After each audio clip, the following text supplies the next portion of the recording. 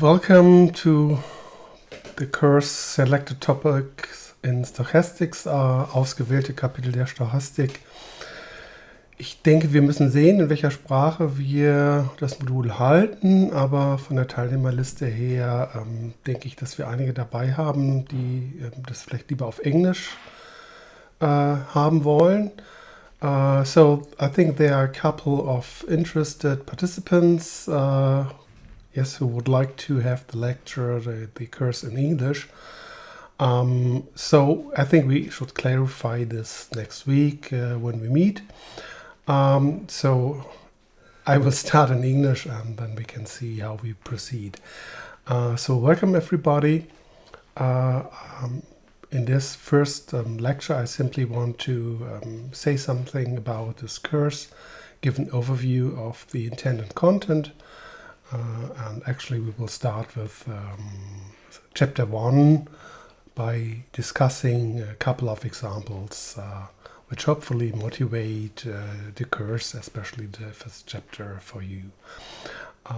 So this course is about selected topics.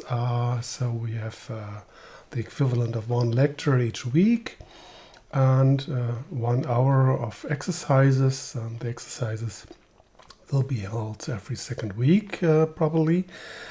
The lecture probably each week. Sometimes perhaps we have to move the date. We will see. And I will discuss with you in this semester a couple of interesting topics, I think. The material is designed in such a way that if you have participated and passed the basic courses, you should be in a position to follow.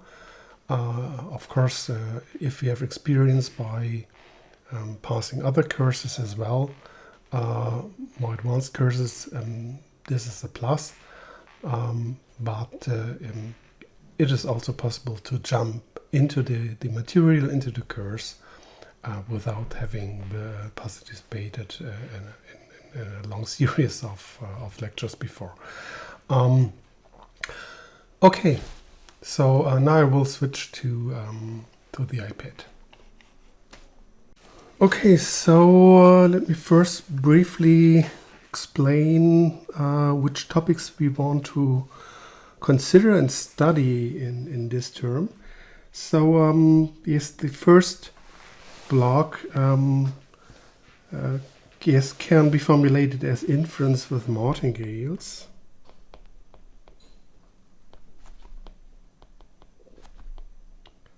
Actually, martingales and martingale differences are a very important class in probability and statistics. And actually, in order to learn important results in a framework so that we have something useful for applications and practice, we will do this mainly by studying and generalizing classical linear regression models. So this is one of our primary goals there. Generalizing classical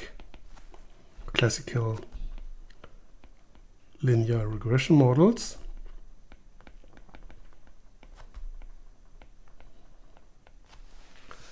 With respect to, firstly, randomness of the regressors, which is not covered by the classical assumptions, classical theory of linear models. And secondly, we want to allow for a more general class of error terms, namely related to martingales and martingale differences. And martingales and martingale differences, also in the broader sense, represent a workhorse. Firstly, for more general models in stochastics and statistics, namely models for error processes.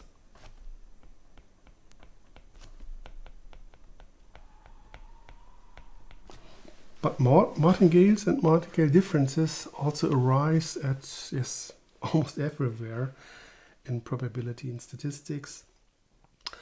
And quite often one tries by purpose to approximate something which cannot be treated directly by a martingale or by something which is related to martingale or martingale differences. And the reason is that there is nowadays a well-established theory about martingales and martingale differences.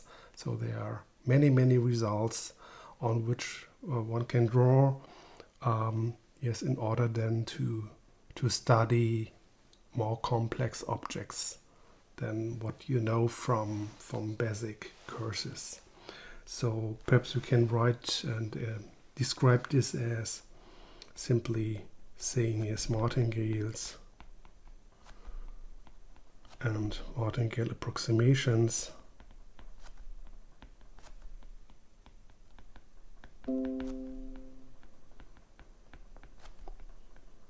arise almost everywhere.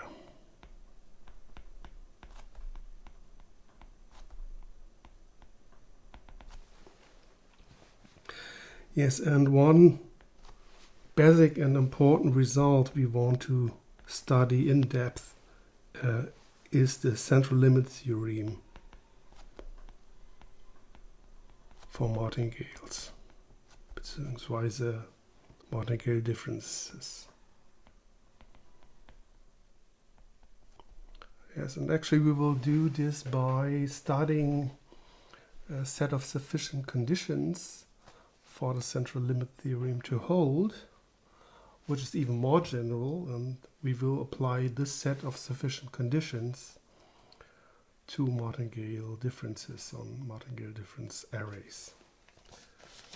This is a very well-known classical result, which we will learn and consider in detail. Yes, the second part of this course, there we want to study the Skorohod embedding.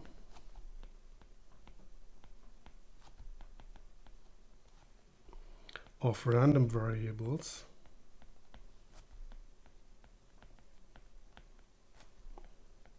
and partial sums in a Brownian motion.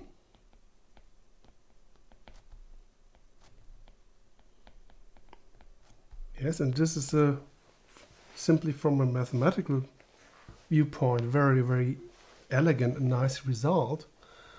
And that it is really possible to embed a sequence of random variables and their partial sums into a Brownian motion.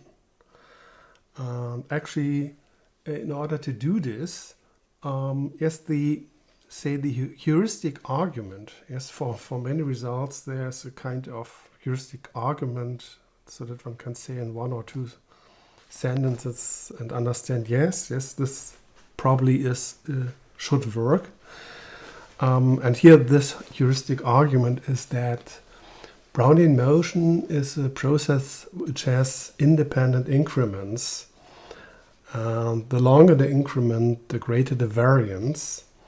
And the idea is indeed to put the random variables into the Brownian motion as increments. And if we do this in an appropriate way, then things really go through. But as we shall see, the details are much more difficult than this heuristic argument and heuristic idea where one says, yes, okay, indeed, I have these independent increments, and so why it should not work?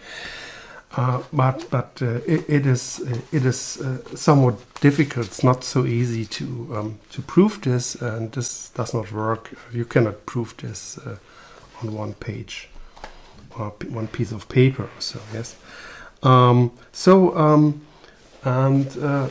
There are a couple of tools and properties which one needs in order to to understand and show that this embedding is possible. Among these things are stopping times, and so we will take a closer look at stopping times. And we will also learn and study some important properties of Brownian motion. We need so probably you have already learned know the definition of a Brownian motion. If not, of course, I will give the definition. So actually this course is more or less self-contained. You should have the basic courses passed, of course, and it is very good if you have some experience by passing other courses in stochastics and statistics. But more or less I design these courses in such a way that you can also simply jump in and start.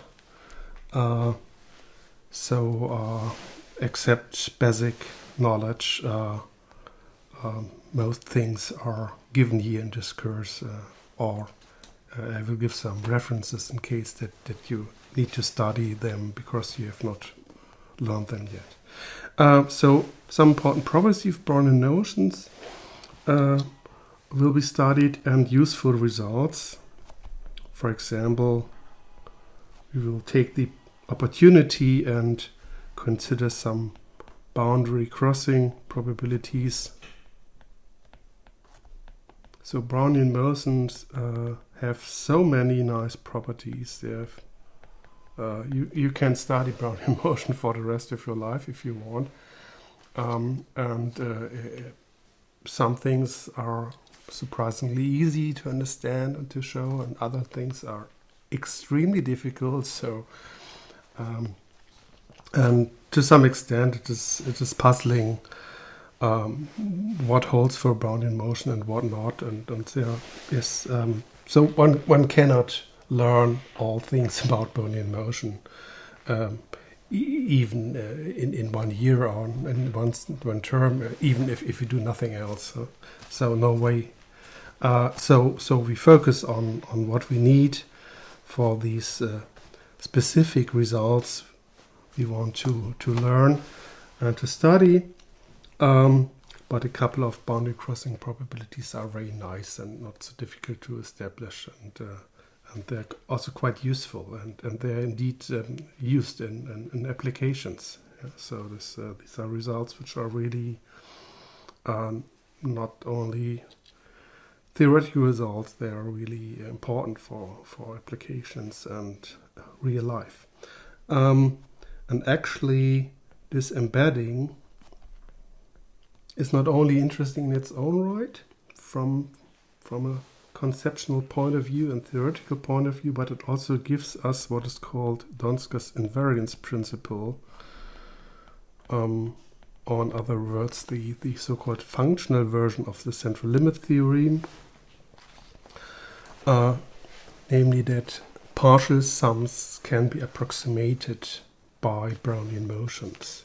This is also, from a theoretical point, very interesting. It generalizes the classical central limit theorem to process version, where you consider really the sequence of the partial sums. Not only the partial sum where you sum up all n random variables, but where you consider the sequence, where you first have one random variable, then the sum of the first two, then x1 plus x2 plus x3, and so forth.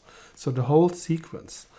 And the whole path of this sequence of cumulated sums, if you appropriately standardize, then one can approximate this by Brownian motion.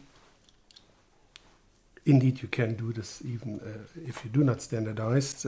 Depends on what kind of Brownian motion you consider, of course, with, what variance parameter. And this gives you an approximation of the whole path of the partial sums. And there are decision procedures studied in statistics and probability where the decisions really depend on the path of the accumulated sum of your observations. So these decision procedures do not make only one decision after having collected n observations, but they aim at making a decision at each time if a new observation arrives. So the idea is that you have a data stream, you have a sequence of observations, and the ith observation data point comes in. You want to process it immediately and, for example, make a decision: is there something strange in the data or not? Should I do some measurements, react or not? And you do not want to do this after having collected 1,000 observations and 3 years or longer passed, but you want to do this decision each time when you have new data. And then you need to know approximations and the behavior of the sequence of the partial sums, and not only of the whole sum. So this is one stream of research and applications where actually this functional version is quite important. But it can also be used in order to prove results for the classical situation where you assume you have a sample of n observations, and after having collected this, you want to make some decisions, estimate something, conduct a statistical test, calculate a confidence interval, or whatever. Even in this situation, the functional version of the central limit theorem is very useful and provides elegant proofs of results. So also from this point of view, the result is interesting. So functional central limit theorem is another name for it. Yes, and we also consider and discuss applications to some extent. Yes, and the third block, it's not clear how much time will then be left, but I want to discuss with you some asymptotics theory for functional data.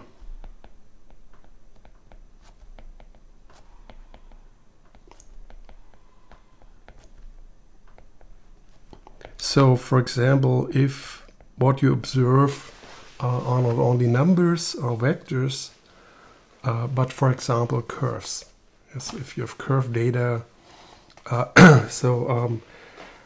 then actually things are more complicated, and one has to work in a more advanced framework. So we can no longer only consider vector spaces, the Euclidean vector space. And so we will learn a little bit about the asymptotic theory for such functional data. We will do this in the space L2, which is very nice because this is a Hilbert space, and we can and we will draw on what the L2 space, Hilbert space, offers. We have an inner product, etc. So a lot of nice properties which can be used and exploited in order to get nice asymptotic theory, also again in the sense of central limit theorems for such functional data, and where the proofs are manageable and understandable.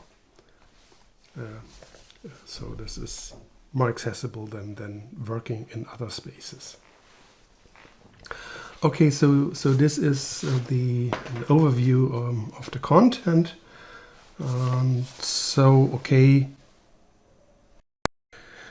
Okay, let us jump in and start with chapter 1, at least to some extent. Mainly, I want to discuss with you a couple of examples so that you see where the material we want to study can be used, and where the motivation to some extent comes from. So the title of the chapter will be regression models. Regression with stochastic regressors.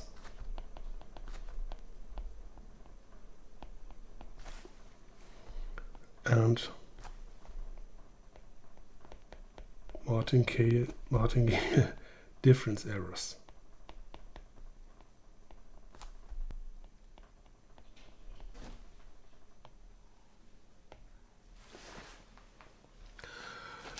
Okay,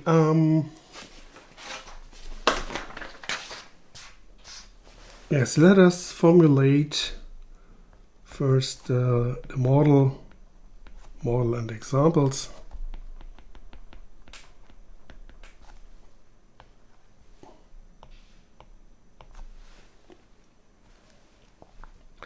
So our model is as follows. We assume that we observe pairs yt, xt. T is a discrete time index. T runs from 1 to capital T. I say this is a pair, but the second component is a vector. So where xt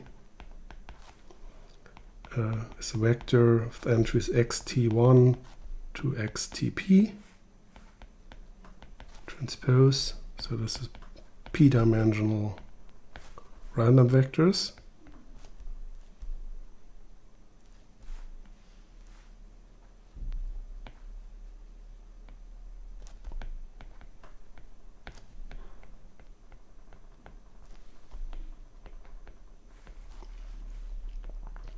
Yes, and yt are random variables.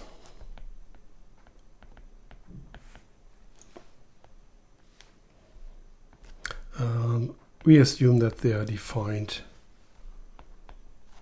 on a probability space.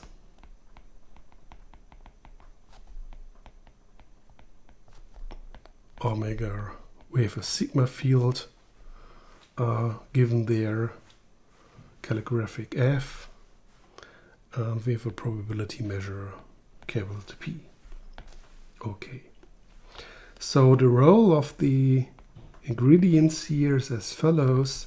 So yt is the target or response variable, and the xt will be our regressors. So the explanatory variables.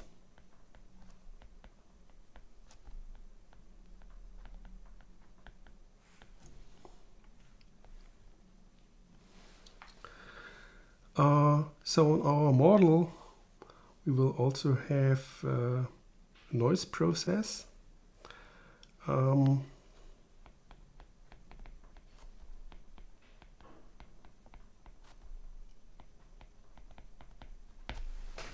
Actually, this is the, so to say, the kind of target of our studies in this chapter.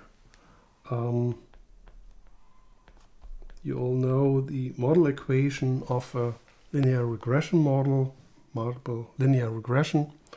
So what we consider is model yt is defined as xt transpose beta plus epsilon t, and t goes from 1 to capital T. And here beta is a p-dimensional parameter vector.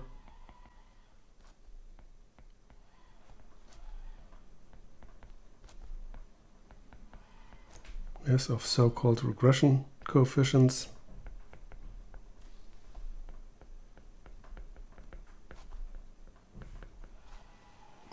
So, and it is assumed to be unknown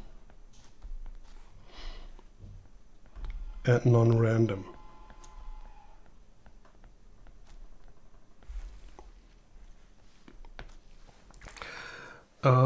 Yes, but contrary to the classical theory of linear models, the regressors can here be and will be usually random vectors, so really random. And we want to study everything, including the randomness in the regressors.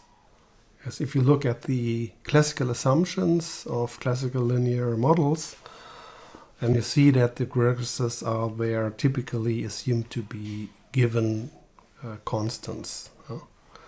For example, if you have an experimental design, the regressors represent these experimental designs. In these experimental designs, you have zeros and ones indicating which factors, etc., levels you consider and which effects are present, etc. So, or the xt there in this classical framework are determined by the experimenter. Yes, for example, you define the temperature, and given the temperature which you set up in your experiment, you measure something, some property of a material or whatever. But there are lots of examples where the regressors are really random, and it's not so clever and smart to ignore this. Under some circumstances, and this is the usual trick in statistics, you can indeed sometimes assume that you can condition on the regressors. This means even if they are random, you say, okay, everything else which I consider does not depend on the x, and I simply condition on the values of the regressors.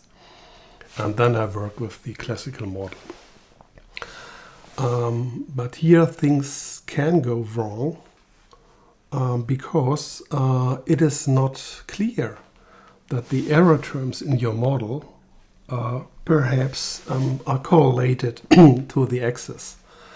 Yes, and then you have to assume that they're independent. So if you assume that the randomness in the axis is independent from everything else, then you can condition on them. Yes, and this is the usual trick. But this is of course a little bit ad hoc, and from a mathematical viewpoint, it is never interesting in its own right to look, does it work? Can I find nice assumptions which allow that the axes are random and that everything works? This is what we want to do actually, yes? Okay, so yes, the epsilon t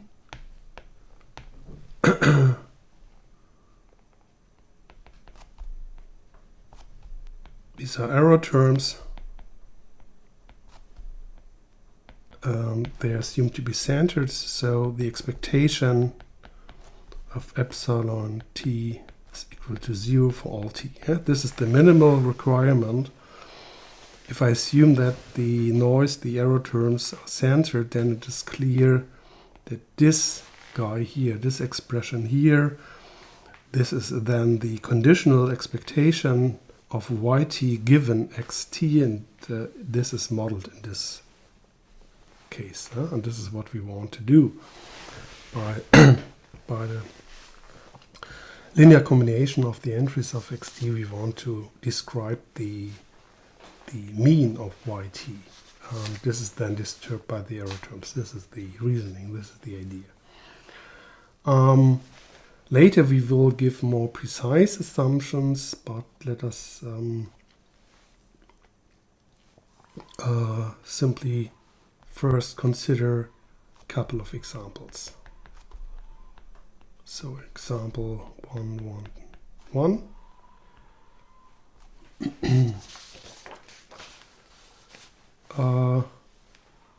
Let us suppose that random variables yt at this point we not directly assume the model above. Let us think of restarting, and then we'll come back to this model above. So suppose at this point that the random variables yt follow an autoregressive model or process of order 1. What does this mean? This means the following. So we have the model at the yt equals rho times yt minus 1 plus ut for t greater than or equal to 1. Actually, I can here also write epsilon t. Epsilon t r means 0 error terms. And the parameter rho is assumed to be between -1 and 1, not including the boundary cases. This is an unknown parameter.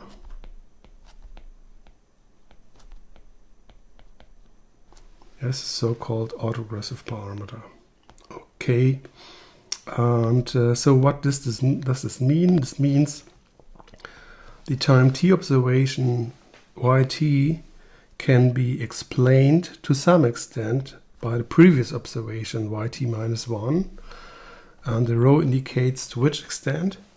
So there's an influence of the previous data point, but not only. So we have additionally an influence of stochastic errors, epsilon t.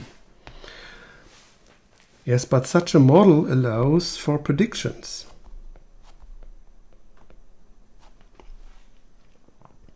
Yes, it allows us to predict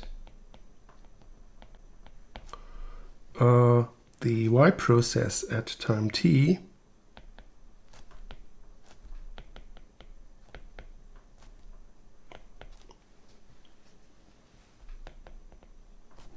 at time t plus 1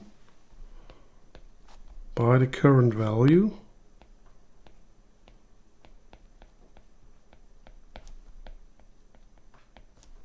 yt. Yes, and how is this done? Namely by our prediction of yt plus 1. Yes, we ignore the influence of the random term, and we predict yt by rho times yt.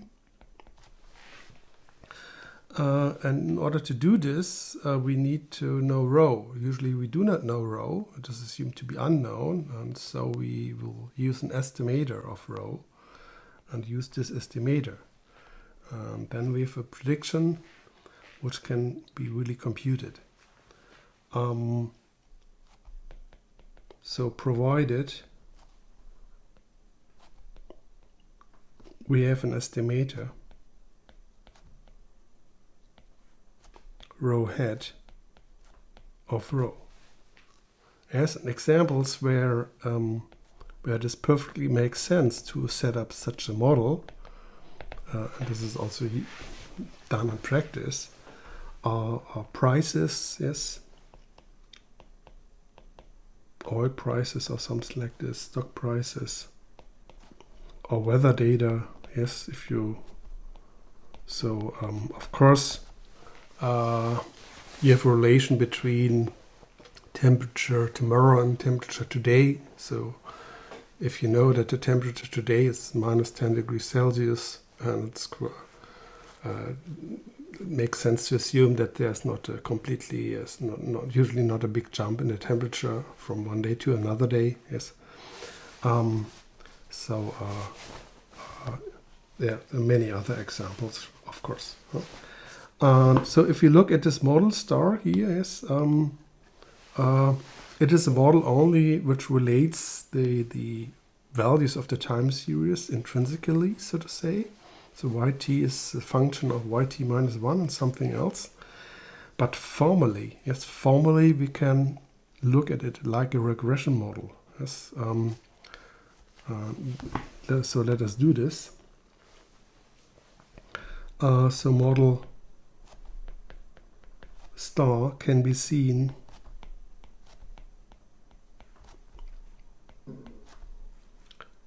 as a linear regression model.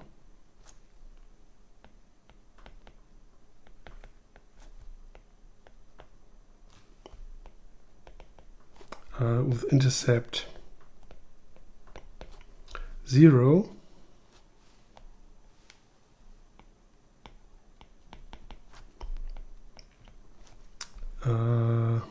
yes, the regressor, what is the regressor?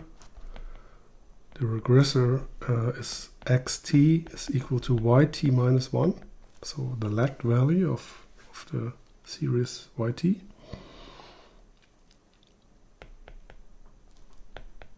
So this is the lagged response value.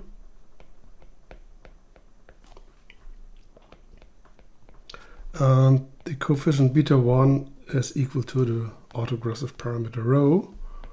And then we can write formally yt is beta 0 plus beta 1 times xt plus ut. Yes, and we can formally do this, and hence we can try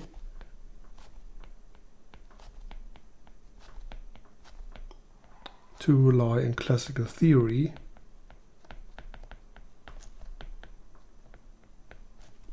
for linear models.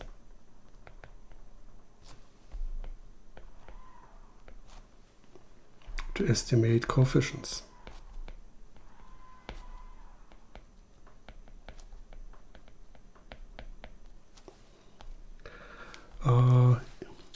Yes, but as I already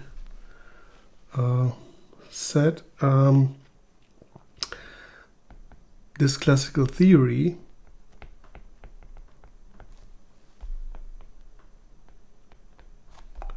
assumes non-random regressors.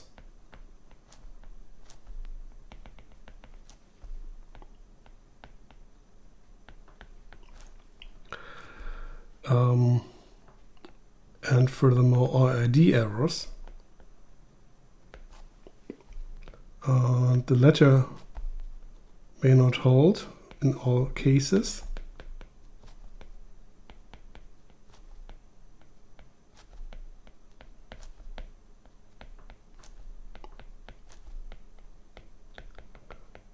So this may be violated in applications. The former certainly is violated by our choice. Namely, xt is yt minus 1. And it's even worse. Here the regressor is not only random, it is directly also a yt value. And then it's completely unclear whether least squares estimation really still works.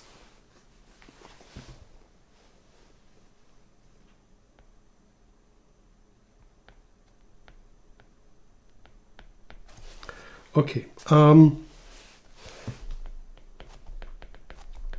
So it is not clear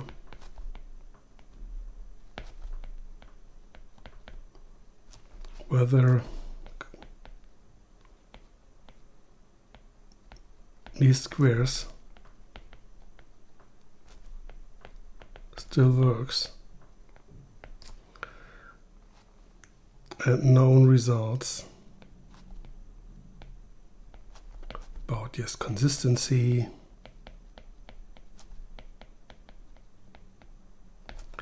asymptotic normality, etc.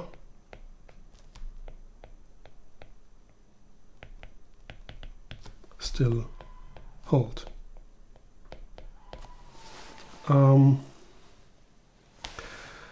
That's a further point why it is nice, nevertheless, to write this model is to put it into the framework of a linear regression model of this form, because then this suggests that we can add further random regressors, for example, to obtain better predictions. So formally,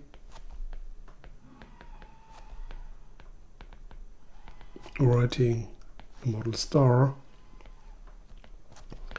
as a regression model also suggests the possibility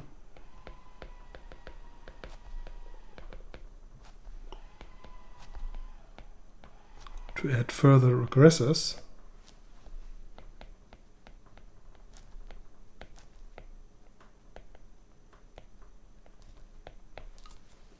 to obtain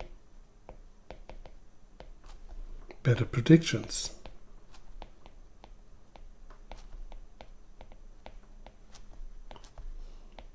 Yes, for example, you may want to include into the model further external quantity regressor ZT, then add your random term, noise term.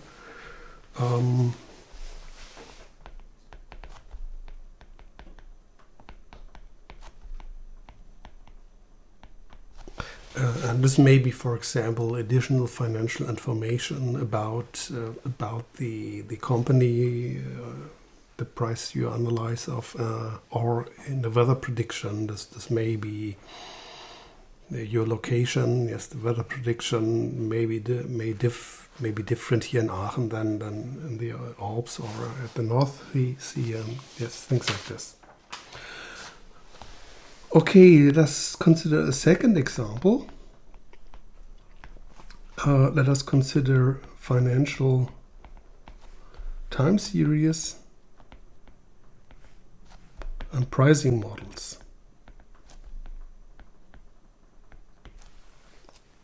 So suppose we are given a financial market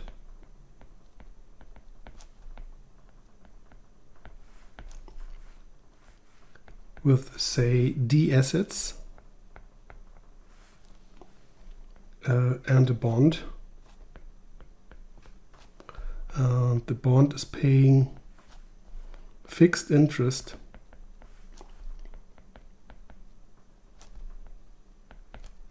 R per €1 investment. So this is the interest rate we are working with, the risk-free interest rate. So let us denote by PTJ the TETH daily closing price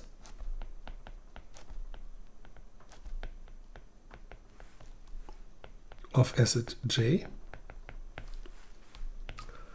or J from between 1 and D. T is between, say, 1 and N. And let us consider the log returns.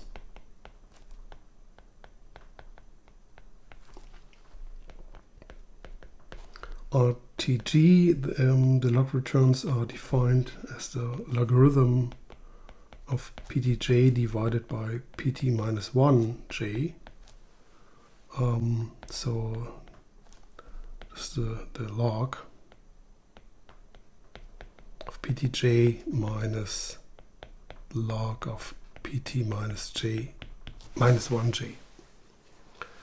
Yes,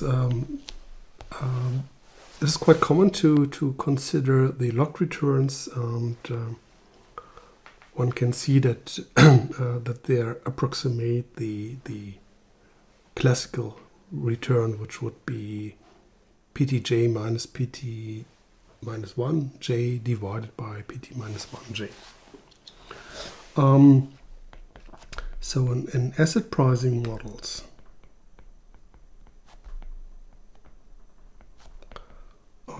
there exists a so-called market portfolio,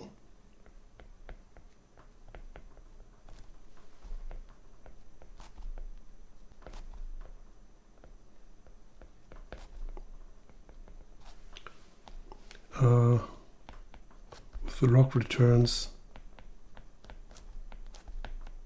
RT, let us write M for market, and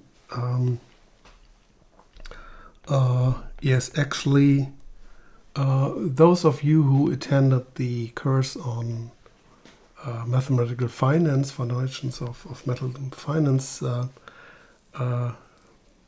which I held 1 year ago, there we have studied asset pricing, and we have proved that this really exists in a certain sense. Yeah. So see financial mathematical finance.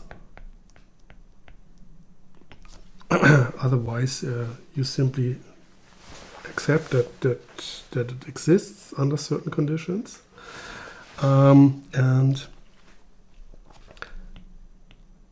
this is indeed a kind of theoretical construct, and in practice, the market is usually approximated by an index. Yes, say by the DAX 40, or by S&P 500, depending on which market you want to invest. Yes, and this is then called a proxy for the market. Yeah? So the so-called Sharp-Lindner version of the capital asset pricing model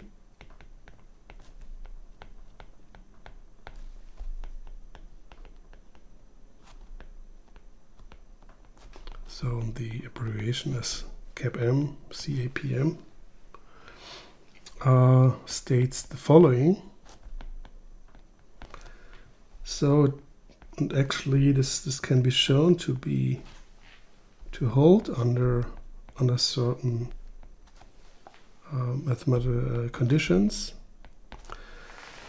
that RTJ minus R equals beta 0 plus beta j times RTM minus R plus some error term epsilon tj.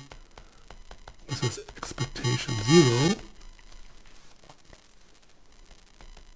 for j between 1 and d and t between 1 and n. For unknown coefficients,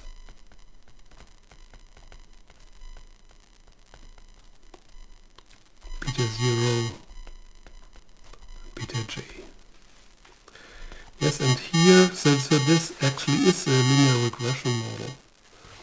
But, and this is important, not for the log returns themselves, but for what is called excess returns. For a return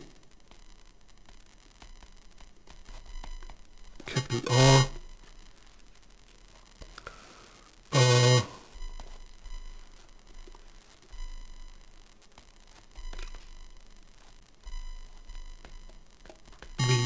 the R minus little r is called excess return.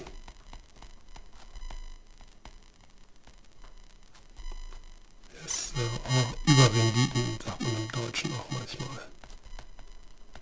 Yes, this is the excess return the asset offers compared to risk-free investment into the bond. Usually this must be positive, otherwise you do not want to invest there.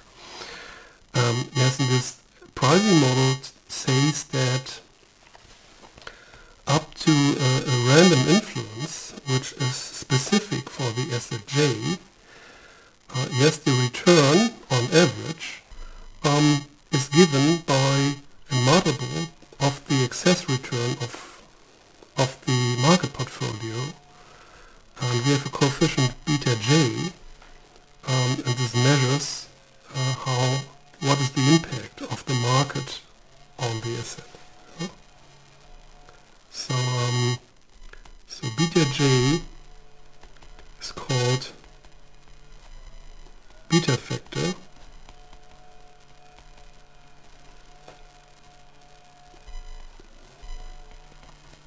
of asset J, and measures the sensitivity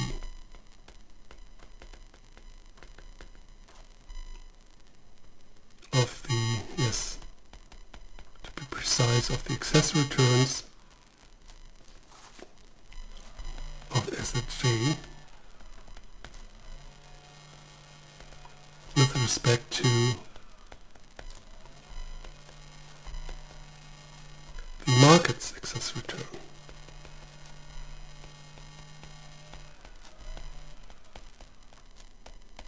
Yes, so this is in finance an important parameter, knowing how closely an asset is dependent on what the market does. Yes, and beta J also measures the exposure, risk exposure,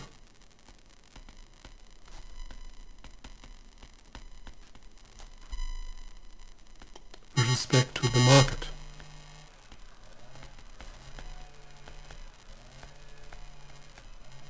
Yes, if beta J is 0, then I have no risk exposure at all. So then this cancels. This is only a random noise.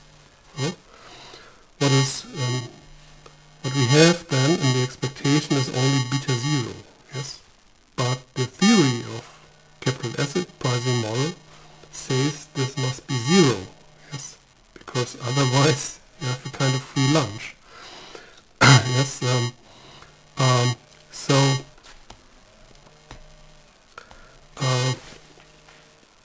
this is really the measure of the risk exposure. And the epsilon Tj, these error terms, this is here called idiosyncratic noise, and is specific to asset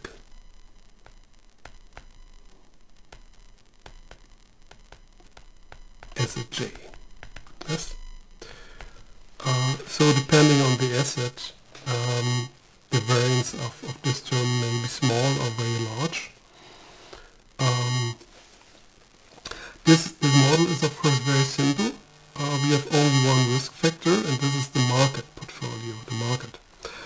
And so more generally, one considers so-called factor models.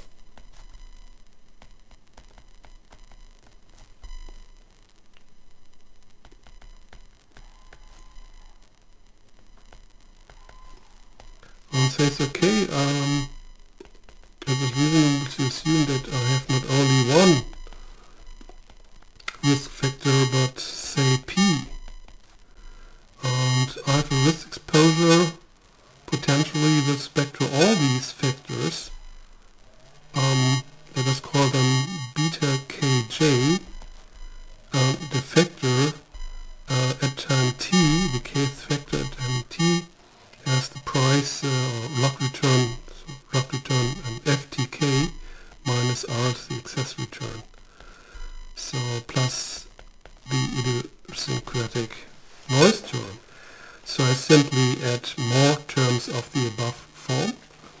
which allows me to take into account not only the whole market, but for example, the factors may be indices or sub-markets. For example, depending the risk exposure of an asset with respect to the log returns, which are typical for energy companies, yes, or for car producers, or for consumer companies. Yeah. So these FTK T runs from 1 to N and K from 1 to P. These are P underlying factors explaining the returns. And usually they are assumed to be independent time series, so that the factors are independent from each other. There's other factors which are typically considered, for example, are large firm effect, small caps, things like this. Okay, yes, and if you look at the standard assumptions in economic textbooks,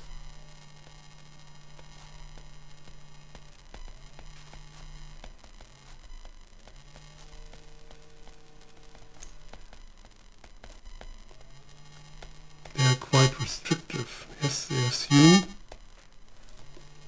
that the errors, so the noise terms, are IID Gaussian.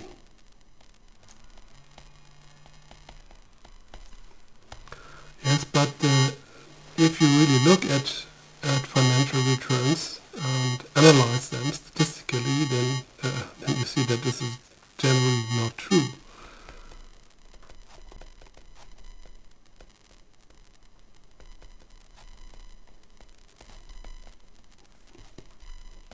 So quite often we have departures from normal distribution, and you have also departures from the assumption of independence.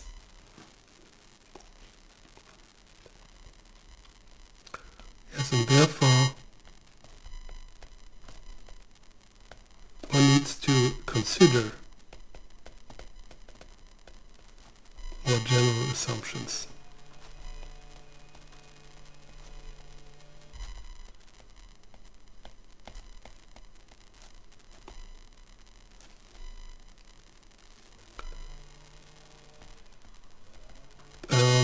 Yes, the aim is of course that they should allow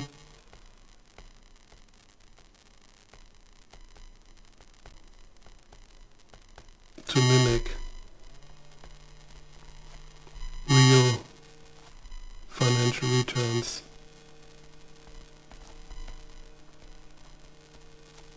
much better than IID Gaussian assumption.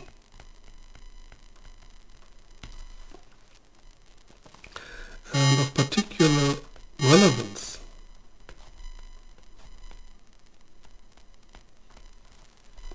is the assumption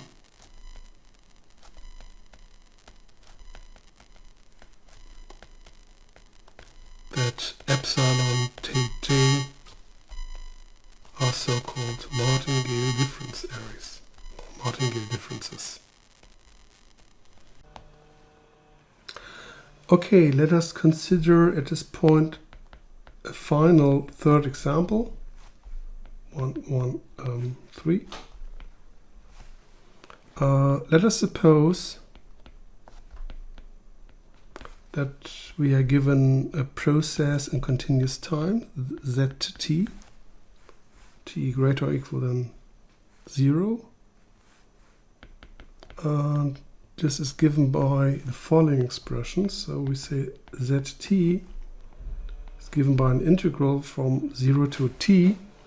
We integrate sigma s with respect to a Brownian motion dbs for t between 0 and capital T. Is for some Brownian motion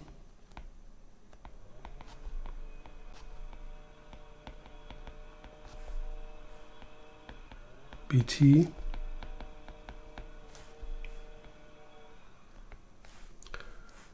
and a non-negative and differentiable function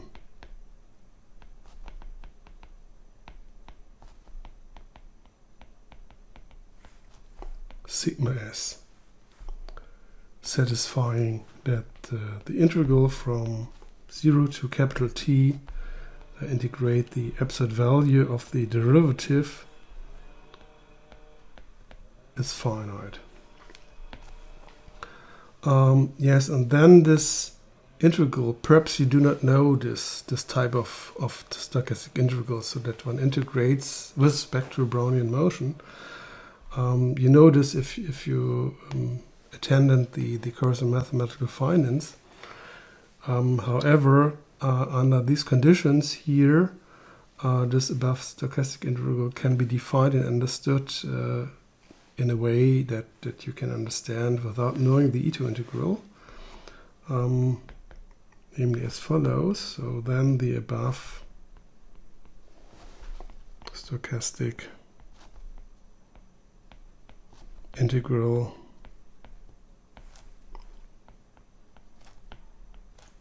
can be understood as follows. So this integral sigma s dbs is given by sigma t bt minus integral from 0 to t, and I integrate the product of bs times sigma s prime ds. So this is a classical integral, and the integrand is this Brownian motion times the derivative of the sigma function. And since Brownian motion, so this is a stochastic process which has continuous path. So it is random, but if you fix little omega, yes, the trajectory of Brownian motion, this is a function which is continuous. So it's not differentiable, but it is continuous. So Brownian motion has continuous path. The integral arising on the right hand side, so integral from 0 to t bs, let us write off omega, yes, to indicate the randomness, is well defined.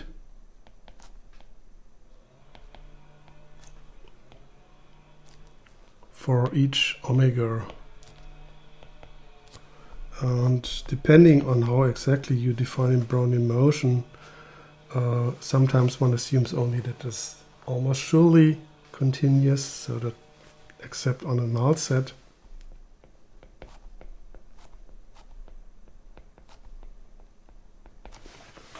Okay. We will generalize the scope a little bit, and I will later explain a little bit about this E2 integral, so giving a kind of crash course about its definition, so that you can better understand this example later and this type of processes which are considered here, yes.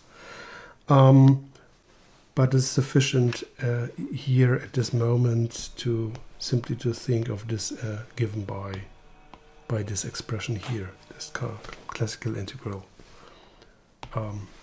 Yeah, and yes, there's a general problem.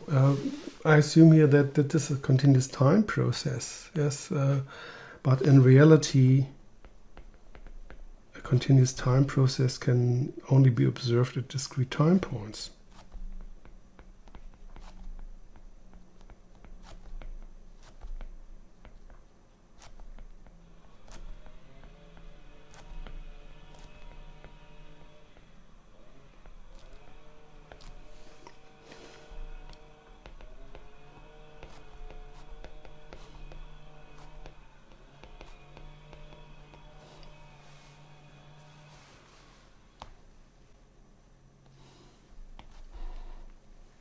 So consider the grids given by time points t and I times capital T divided by n.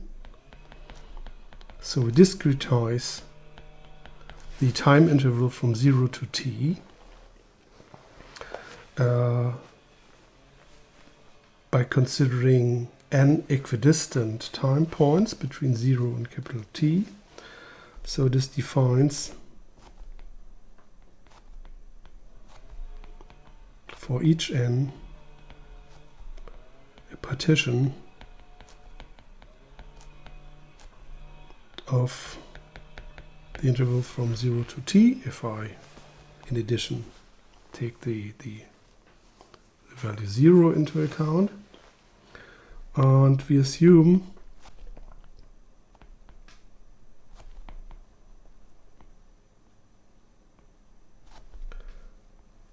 that Zt is observed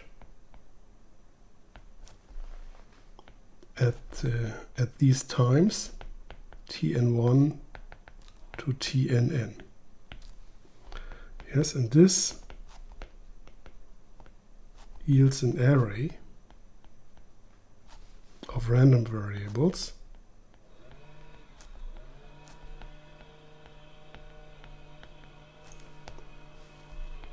z and I is z sub I capital T divided by n.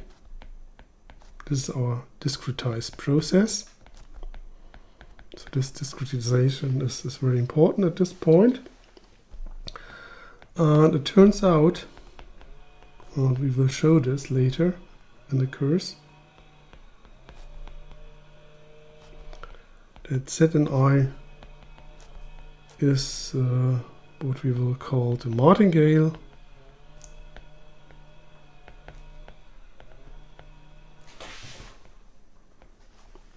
and the first order differences.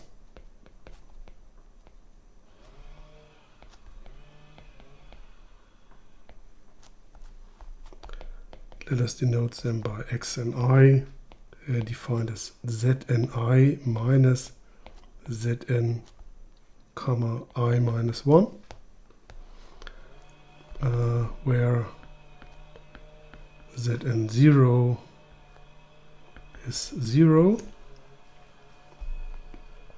These are martingale differences.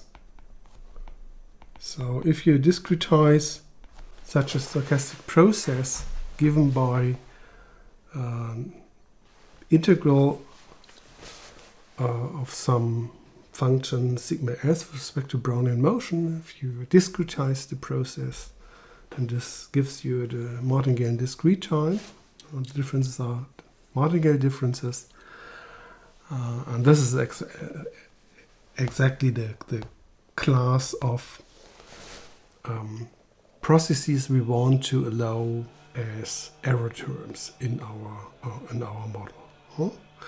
Okay, and so let us close this lecture with these 3 examples. I hope they are a little bit motivating for you.